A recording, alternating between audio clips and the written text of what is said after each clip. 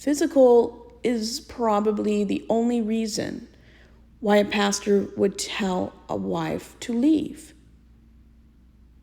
But verbal and emotional and spiritual abuse, in my opinion, is just a little bit worse than physical. I mean, you can outrun physical fists punching you, but I've moved 5,000 miles away from my family to get away from their verbal and emotional and spiritual abuse. You can't run from it. It's so deeply ingrained in your psyche. There's nowhere to hide. There's nowhere you can go to get away from it. And these institutions thrive on influence, money, power, and control. And just because you go to a church where this does not occur, that is great. Good for you. They still teach these toxic, abusive dynamics. Every church, even if they don't see it that way, if you read certain verses of the Bible in a sermon, you are perpetuating these dynamics. Teaching that a wife is to submit, you are creating a dynamic for abuse. Even if abuse doesn't happen, there's a power imbalance. If one of the married people has the final say, there's a power imbalance.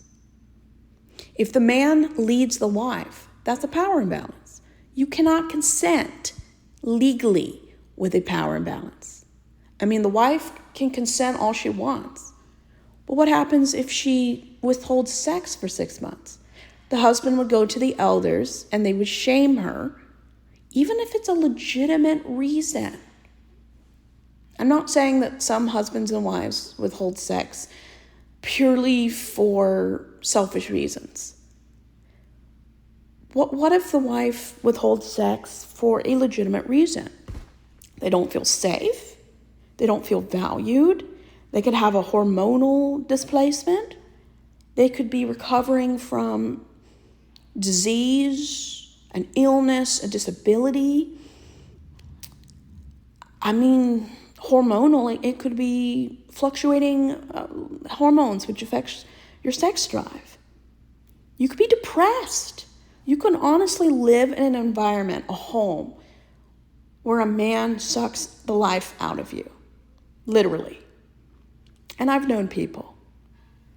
But if a wife does not obey, submit, and fulfill her wifely demands, because nothing in the Bible is a suggestion, it's a command.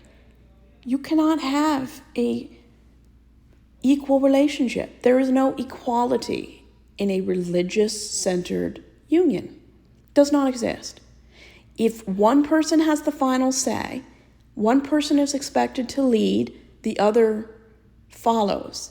That is a power dynamic. You cannot consent in a power dynamic.